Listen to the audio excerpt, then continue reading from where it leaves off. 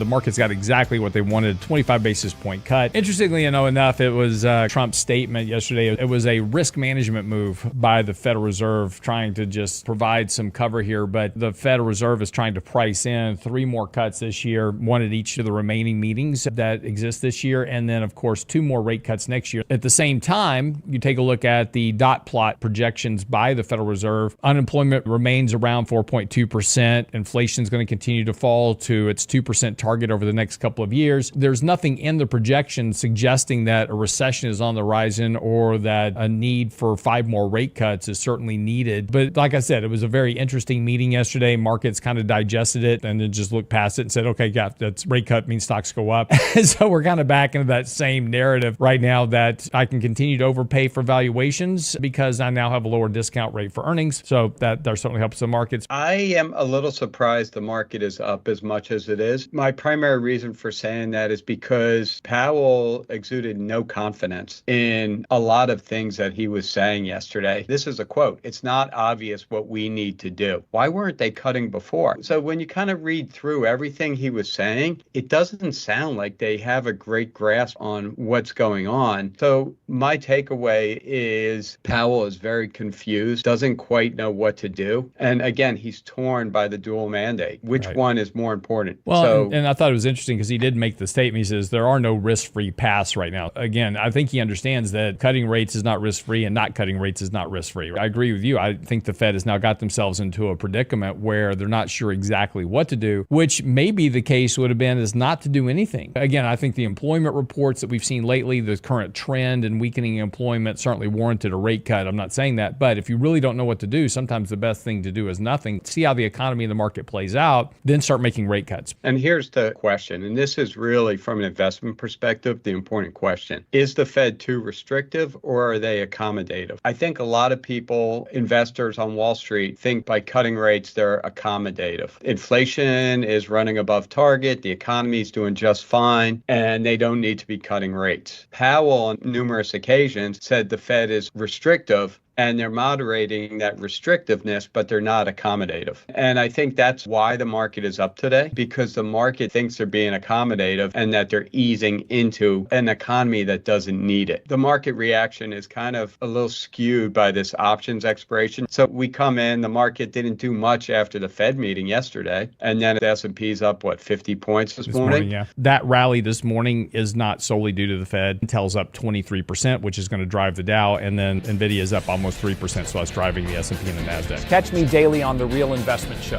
The link is in the description.